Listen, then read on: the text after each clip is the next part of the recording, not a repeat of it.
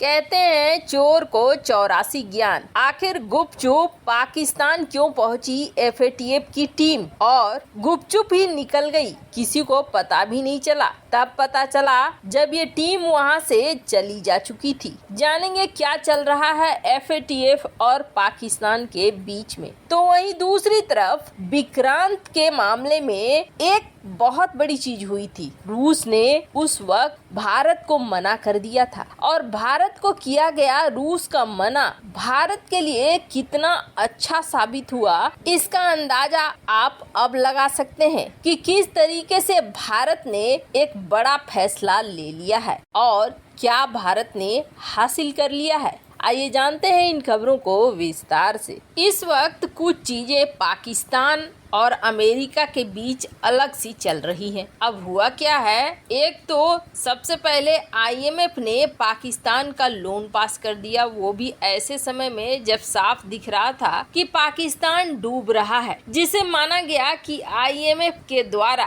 पाकिस्तान को लोन मिलना, यानी कि अल जवाहिरी के केस में जो बाजवा ने मदद किया अमेरिका को अल जवाहिरी को मरवाने के लिए, उसका इनाम दिया है। बाजवा कथित तौर पर लोकेशन बता चुके थे कि अल जवाहिरी कहाँ है और इस बात की पुष्टि बाद में तालिबान ने भी कर दी। तालिबान के जो रक्षा मंत्री है जो अभी का, उसने साफ साफ कहा कि पाकिस्तान हमारे क्षेत्रों में एयर स्ट्राइक करवा रहा है, अमेरिका की मदद कर रहा है। और ये पहली बार था जब इसने बिल्कुल साफ साफ नाम लिया पाकिस्तान का कि पाकिस्तान ऐसा कर रहा है, क्योंकि कहा जाता है कि पाकिस्तान में अभी भी कई सारे बेस हैं जो अमेरिका के चालू हालात में हैं और यहाँ से ही ड्रोन स्ट्राइक करता है अमेरिका। लगातार अफगानिस्तान के कई क्षेत्रों में अमेरिका के ड्रोन्स को उड़ते हुए भी देखा जाता है और ये निगरानी और एयर स्ट्राइक जारी रहता है। खैर, अब इसका कहीं न कहीं इनाम तो पाकिस्तान को मिलना था और पाकिस्तान ने कामयाब हो गया ये इनाम पाने में और आईएमएफ ने उसे पैकेज रिलीज कर दिया। लेकिन अब एक अजीब सी घटना हुई है। एफएटीएफ की टीम आती है और वो भी एक दो नहीं बल्कि 15 सदस्यों वाली इतनी बड़ी टीम एफएटीएफ की पाकिस्तान में आती है। पाकिस्तान में ये घूम फिर कर जांच करके चले जाते हैं। एक दिन की यात्रा पर ये नहीं आते बल्कि ये 5 दिन की यात्रा पर आए थे। 5 दिन की यात्रा पर ये आकर यहाँ से लौट जाते हैं। पाकिस्तान के लिए अभी ये समस्या बना हुआ है कि पाकिस्तान ग्रे लिस्ट में है। पाकिस्तान ग्रे लिस्ट में रहना नहीं चाहता है और इससे निकलने की हर भरसक कोशिश कर रहा है। ऐसे में माना जा रहा है कि ये जो गुपचुप मीटिंग हुई और कानो कान किसी को खबर भी नहीं लगा कि एफएटीएफ की टीम पाकिस्तान पहुंची थी, आखिर क्या एफएटीएफ को पटा रहा है पाकिस्तान और पटाने में कामयाब हो गया है, क्योंकि पाकिस्तानी मीडिया ने ये खबर छापना शुरू कर दिया है जाने के बाद कि एफएटीएफ की टीम आई थी और उन्होंने हमारा रिव्यू किया है और रिव्यू के आधार पर पाकिस्तान को जल्द ही एफएटीएफ की ग्रे लिस्ट से निकलने में मदद मिलेगी और इससे पाकिस्तानी अर्थव्यवस्था को बहुत ज्यादा मदद मिल जाएगी। खैर, अब तो एफएटीएफ की टीम यहाँ से रिव्यू करके गई है, अब देखना होगा कि रिजल्ट क्या आता है। पर इतना जरूर लग रहा है कि कुछ तो खिचड़ी पक रही है। अगर यहाँ भी खिचड़ी पक रही होगी तो यहाँ पर अमेरिका ही होगा जो इस खिचड़ी में कुछ न कुछ कर रहा होगा।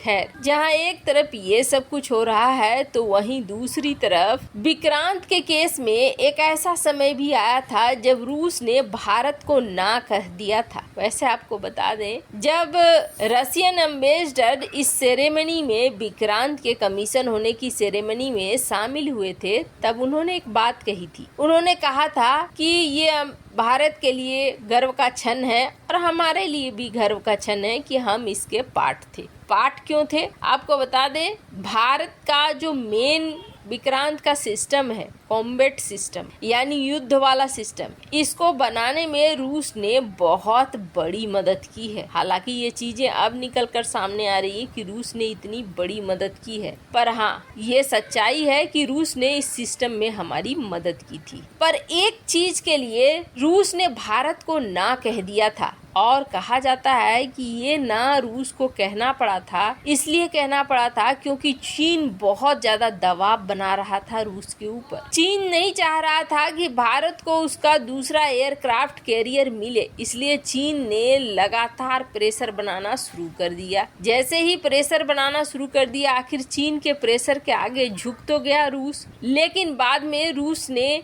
भारत को उससे भी बड़ी मदद कर दी। अब ये सेक्टर क्या था? ये सेक्टर था, भारत को चाहिए था एक खास तरह का स्टील, और ये स्टील एयरक्राफ्ट कैरियर में लगता। अब इस स्टील को पाने के लिए भारत ने रूस के साथ डील साइन की। भारत ने रूस से मांगा कि आप ये स्टील हमें दे दो, पर रूस ने उस वक्त हाँ कह के फिर बाद में ना कह दिया। इसलिए ना कह दिया क्योंकि चीन का दबाव पड़ गया। चीन लगातार दबाव बनाने लगा रूस के ऊपर, आप उसे स्टील मत दो, आप उसे स्टील मत दो। अब यहाँ पर रूस फंस गया और रूस ने भारत को वो स्टील देने से मना कर दिया जो स्टील विक्रांत में लगने वाला था। अब भारत के पास जब विक्रांत के लिए स्टील नहीं आया, तो भारत ने अपने जो अथॉरिटीज थे, अपने जो फार्म्स थे, जैसे कि भारत का सेल, भारत की कंपनियां, उनको बुलाया, उनसे पूछा कि क्या आप इस स्टील को बना सकते हो। इन कंपनियों ने कहा कि हाँ हम बिल्कुल बना सकते हैं, हम उससे भी एडवांस स्टील को बना सकते हैं। चूंकि ये हमेशा पानी में ही रहते हैं, इसलिए ऐसे एयरक्राफ्ट कैरियर के लिए जो स्टील चाहिए, जो स्टील होती है वो अलग किस्म की होती है, जो पानी से प्रभावित ना हो और न ही इनके मजबूती पर कोई असर पड़े लंबे समय तक। यही वजह है कि इस स्पेशल स्टील को पहली बार सेल ने बनाया भारत में, और भारत में बनाने के बाद इसका इस्तेमाल किया गया विक्रांत में। वैसे इसका मतलब ये नहीं है कि रूस हमारा दुश्मन है, रूस ने हमें धोखा दे दिया, क्योंकि रूस ने फिर उससे भी बड़ी चीज कॉम्बैट सिस्टम में मदद किया है भारत को। पर इस चीज से, रूस के ना कहने से भारत को सबसे बड़ा फायदा हुआ, और वो फायदा अब देखने को मिल रहा है। भारत अब अपने पनडुब्बियों के निर्माण के लिए इसी स्टील का इस्तेमाल करेगा, और वो स्टील बनेगा कहाँ पे? वो स्टील बनेगा भारत में ही, और भारत की ही कंपनियां, सेल, टाटा स्टील और SWF जैसी कंपनियां बनाएंगी इस स्टील को।